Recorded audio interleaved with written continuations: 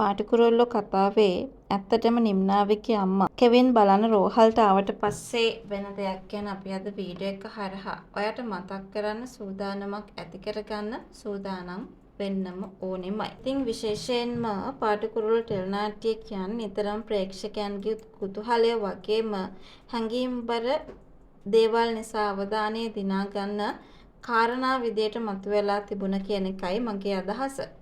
Kevin රෝහලේ සිටින බව දැනගත් පසු මම ස්වාභාවිකවම විශේෂයෙන්ම කෙවින් ගැන දුක් වෙනවා. හැබැයි ඒ තමන්ගේ දුවට පෙන්වන්න කටයුතු කරන්නේ.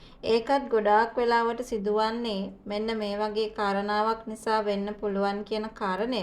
අපි විශේෂ කාරණාවක් විදියට අද ඔයත් එක්ක කතා කරන්න සූදානමක් එකතු කරගෙන තියෙනවා කියලයි මට මේ මොහොතේ ඔයාලව දැනුවත් කරන්න පුළුවන්කමකුත් තියාගෙන ඉන්නේ. ඉතින් ඒක හරිම ලස්සන විදියට අපිට මේ වෙලාවේ පෙන්වා දීමකට හැකියාවක් ලැබෙනවා.